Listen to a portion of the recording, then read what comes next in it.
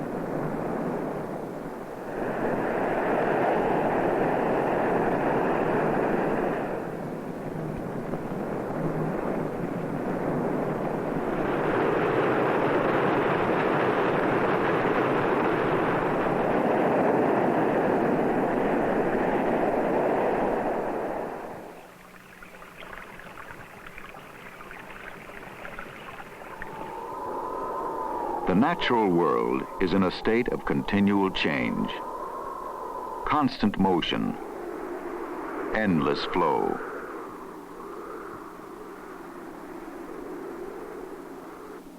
Only solid rock seems not to change, not to move, not to flow. To man, rock is a symbol of permanence. Throughout history, man has used rock to build those structures meant to endure.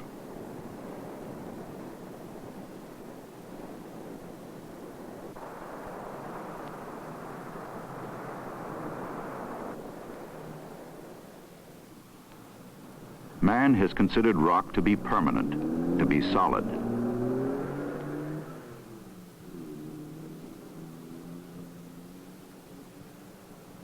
And yet, what about the history of the rock itself?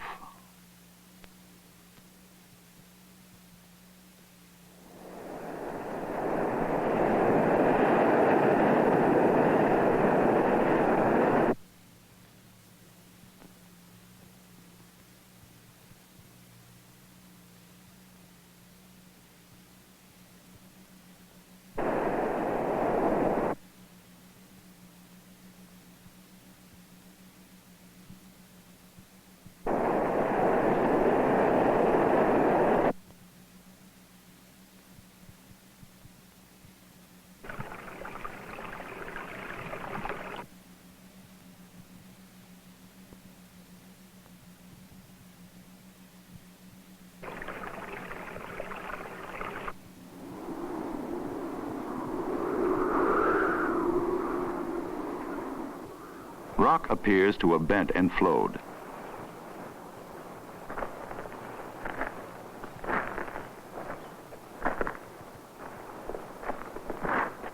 Yet direct observation shows that it's solid and brittle.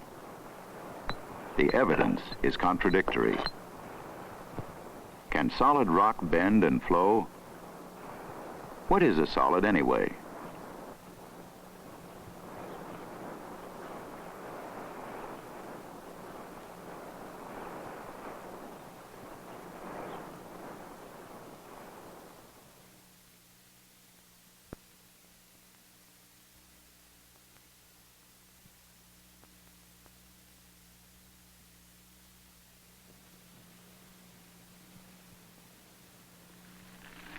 This rock is marble.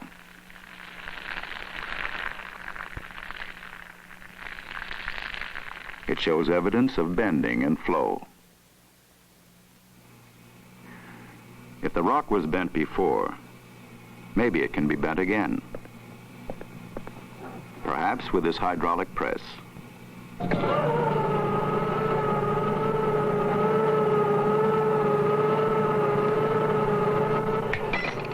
Not surprising.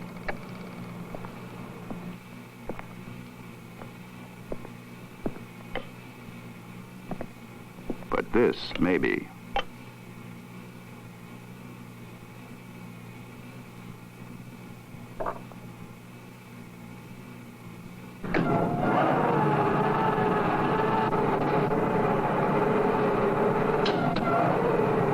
Don't overlook what's happening here.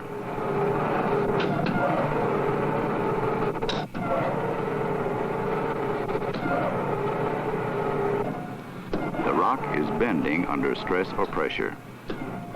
When the stress is removed before the breaking point is reached, the rock straightens out. It doesn't stay bent. In other words, the rock is elastic.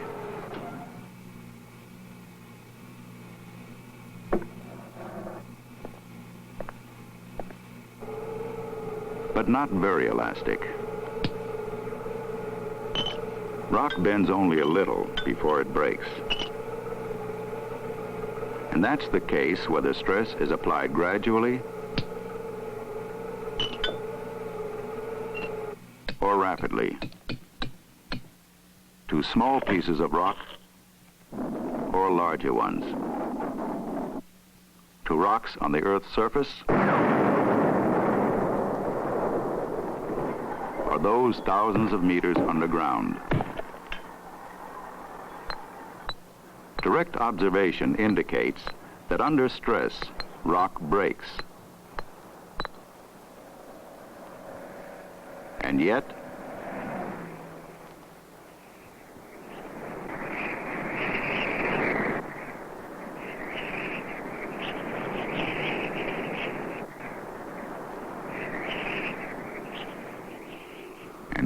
there is contradictory evidence that rock has bent permanently, has flowed.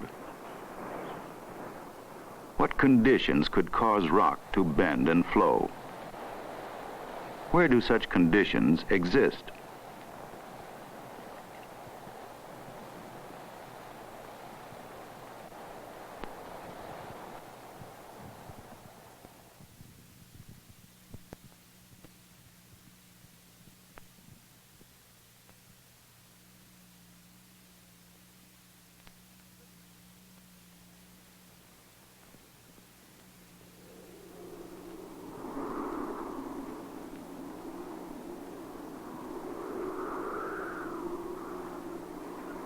From what can be seen at the Earth's surface, it is possible to get evidence about conditions deep underground. Rock has mass, and because of gravity, this mass exerts downward pressure. If the average density of rock is about 2.7 grams per cubic centimeter, then a 1 centimeter cube exerts a downward pressure of 2.7 grams per square centimeter. This pressure increases with each additional cubic centimeter of rock.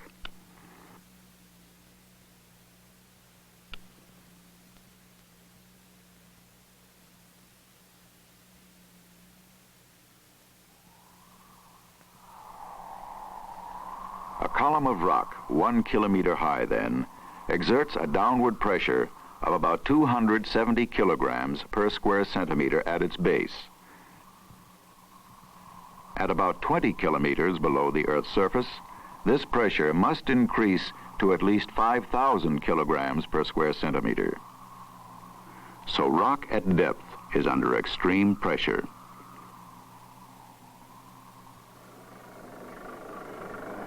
Another condition that changes with depth is rock temperature. This can be observed in deep mines.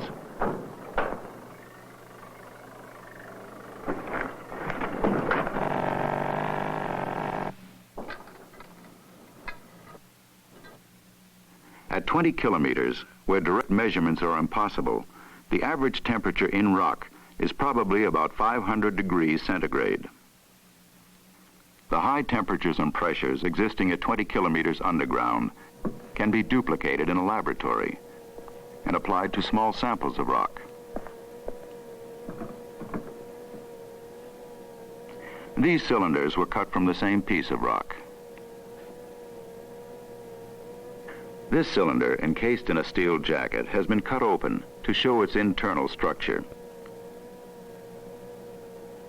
Under the microscope, the details of its internal structure are clearly revealed. This sample will be set aside for use as a standard of comparison. Before applying high temperatures and pressures to the other sample, it is placed in a steel jacket, which in turn is set inside a copper tube.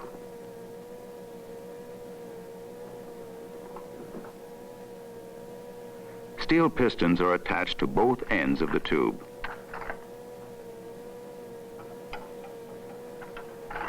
The entire assembly is sealed inside a chamber. The chamber containing the rock sample is placed on a hydraulic press, which can exert great pressures. A final piece of equipment, a heater, encases the chamber.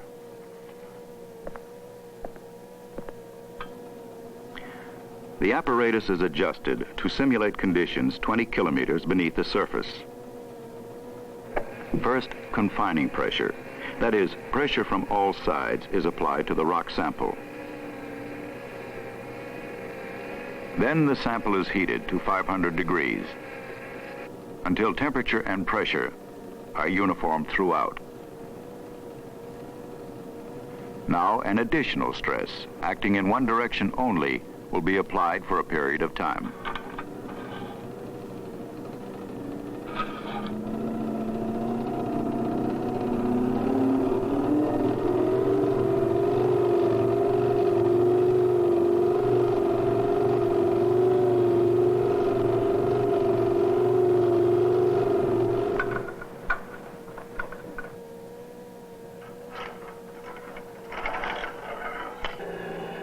Part of the sample is ground away, so its internal structure can be seen.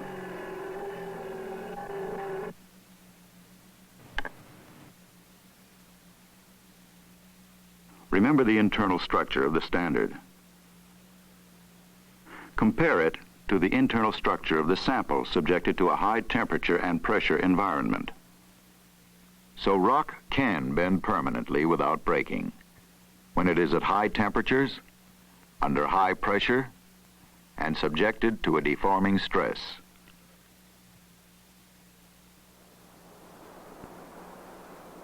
Bending or deformation, then, probably takes place deep beneath the surface, before the rock is somehow pushed up and uncovered by erosion.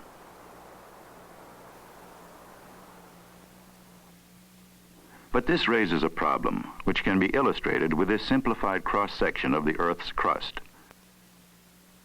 When an earthquake occurs many kilometers beneath the surface, vibrations travel through the Earth at high speeds.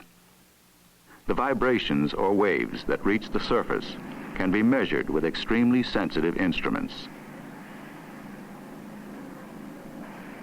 Information recorded by these instruments can be converted into a graph of the earthquake, called a seismogram.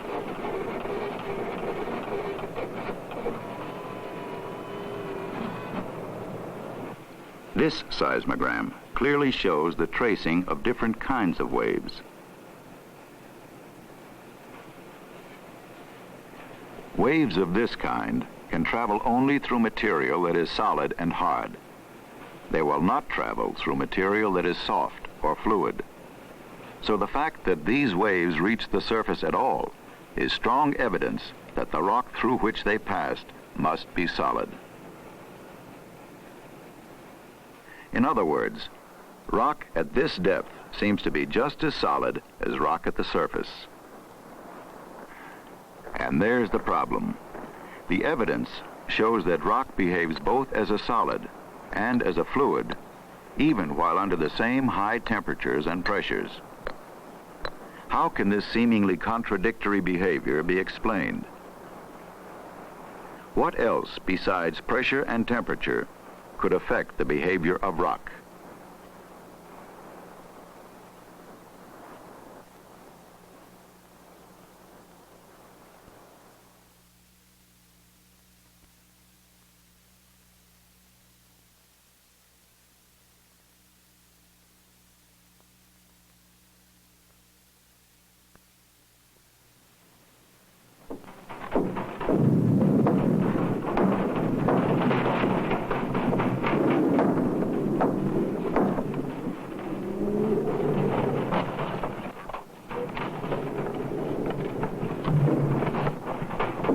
During earthquakes, the surface of the earth is shaken rapidly. Breaks may suddenly appear in the ground. This low cliff in Montana was produced during an earthquake on August 17, 1959. The land was displaced like this, probably at a speed of at least several centimeters per second.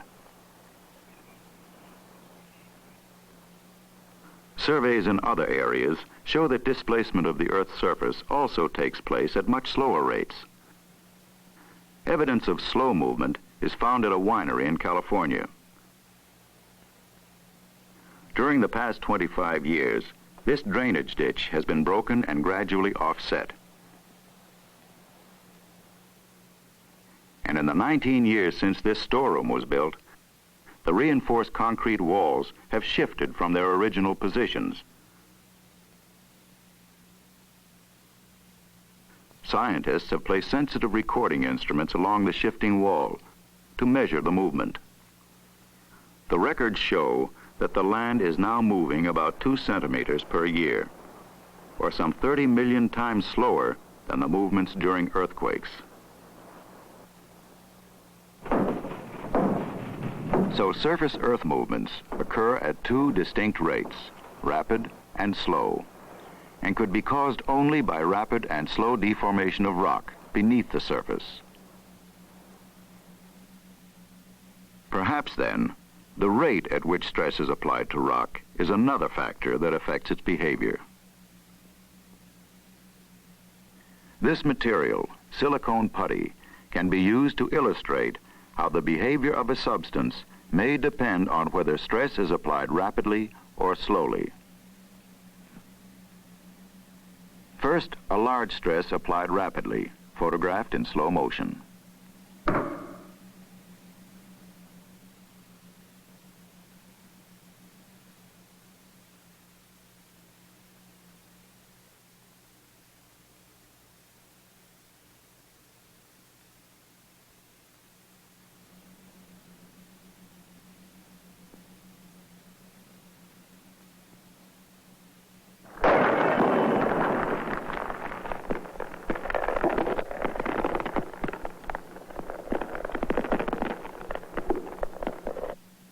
Now, a smaller stress, acting over a longer period of time and speeded up by the camera.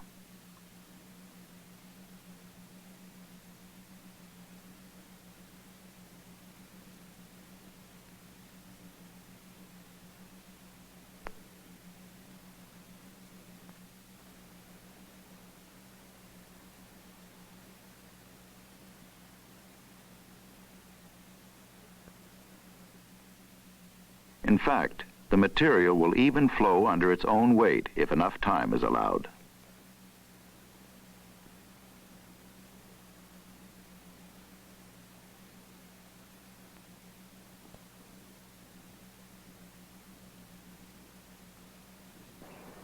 And so with rock.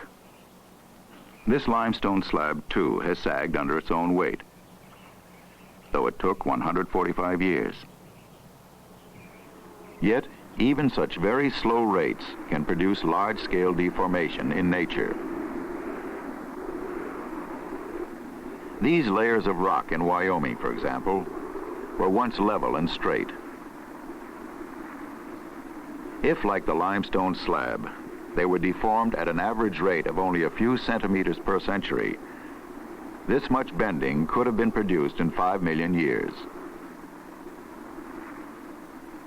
But the Earth is nearly 5,000 million years old, and temperature and pressure within it are very high. Under such conditions, is any rock solid?